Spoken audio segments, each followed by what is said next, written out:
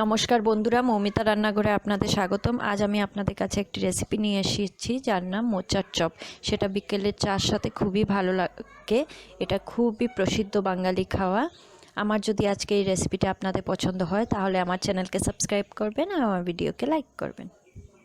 মোচার চপ বানানোর জন্য এখানে আমি মোচার ফুল নিয়েছি। ফুলগুলো সেদ্ধ করে রেখেছি, এগুলো সেদ্ধই আছে। এখানে আমি মোচাগুলো ছোট ছোট করে একদম সেদ্ধ করে হলুদ আর নুন দিয়ে সেদ্ধ করে রেখে দিয়েছি। এবার আমি তার মধ্যে এখানে রয়েছে পেঁয়াজ ছোট ছোট টুকরো করে রাখা, সেটা তার মধ্যে দিয়ে দেব।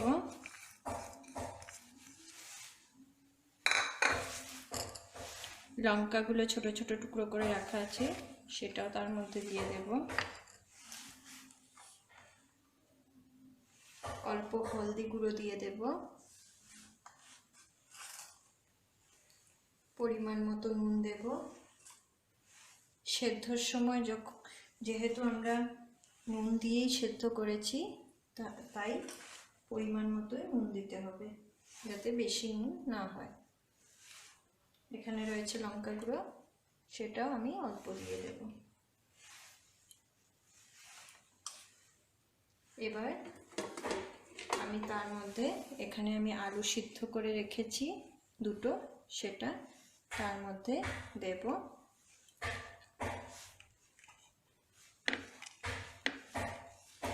সেটাকে ভালো করে মেখে নেব।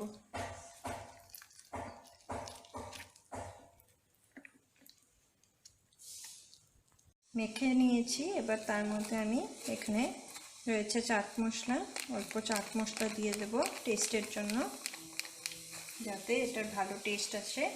আর ভালো করে সেটাকে মেখে নেব। মাখানো হয়ে গেছে।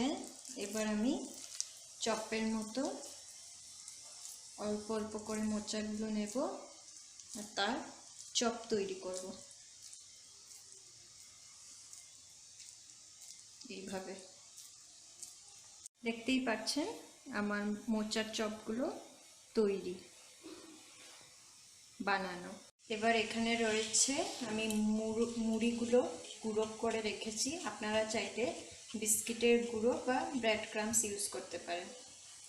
এবার আমি একটা একটা মোচার চপকে মুড়ির গুঁড়োতে ভালো করে লাগিয়ে দেব। এইভাবে বাকিগুলো আমি করব। এখানে আমি তেল বসিয়েছি, তেলটা আমার পুরোপুরি গরম হয়ে গেছে। এবার আমি এটাকে লো ফ্লেমে রেখে একটা একটা করে তার মধ্যে চপ দেব, সেটাকে ভালোভাবে ভেজে নেব।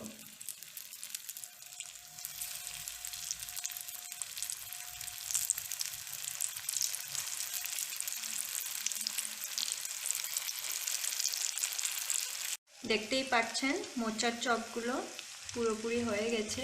এবার আমি সেটা একটা প্লেটে নিয়ে নেব। দেখতেই পাচ্ছেন আমার মোচার চপগুলো পুরোপুরি রেডি।